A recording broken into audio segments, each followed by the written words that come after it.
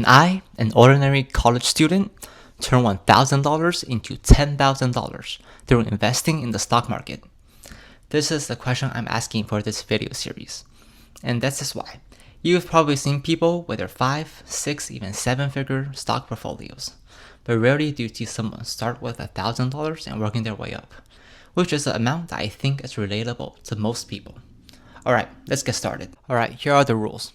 I begin with $1,000 in my trading account, and I'll be adding money on a weekly basis. The specific amount I haven't decided yet, so feel free to comment how much it should be. Should it be 50, 100, or whatever other amount that you guys pick? And also if I should be using margin or not. Alright, now that we have the rules set, let's start talking trades.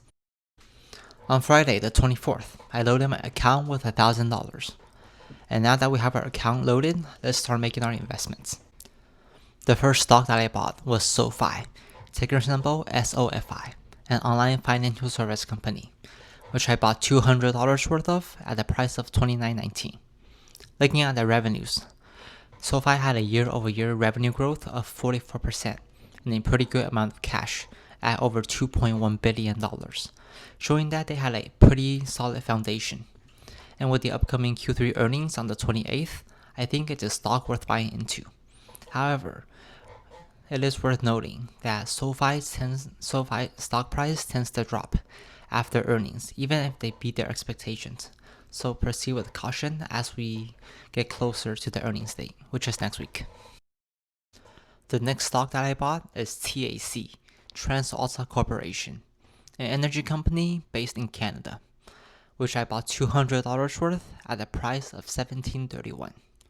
I got this trade idea from Chris Camelo at the Dumb Money podcast, so if you guys want more insight on the trade, feel free to head over there.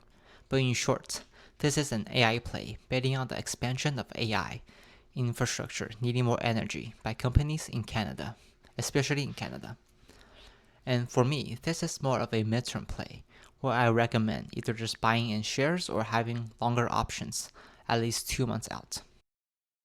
Next, I bought 200 shares of CPRI at the price of $22.31. CPRI is a fashion holding company that owns brands like Versace, Jimmy Choo, and Michael Kors. And the thesis behind this trade is that their earnings is coming up soon, and I think there's a good chance that they can beat expectations this time around. And there are 2 reasons why I think this is possible. First is the collaboration between Sydney Sweeney and Jimmy Choo on their recent campaign. Sydney Sweeney has a huge following, so this collaboration could bring huge exposure to Jimmy Choo, which could possibly cause sales to increase. The second reason why I think there will be a growth in CPRI revenue is from Versace. Now hear me out.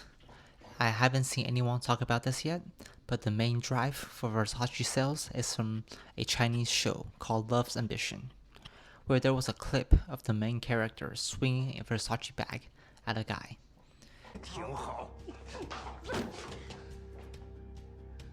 The show was a huge hit in China, and people are trying to get the same props shown in the show, and the Versace fragrance and bag saw a huge boost in sales in China, with some places even selling out of them. But this is all just my own thesis, and I don't have any sales data to prove it. The last stock that I bought was $200 worth of Tesla on its dip on Friday at the price of $432.08. Tesla just had their earnings this week and saw a pretty significant dip, since future EV sales doesn't seem very promising.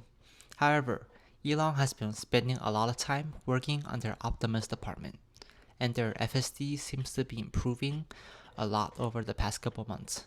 And with the up-and-coming Tesla event on November 6th, I think we can see a pump come in the coming weeks leading up to the event. On a final note, everything that I mentioned in this video is for educational and entertainment purposes only. Nothing in this video should be taken as financial advice, and please always do your own research before investing in anything. Alright, thanks for watching, and let's see where we go from here.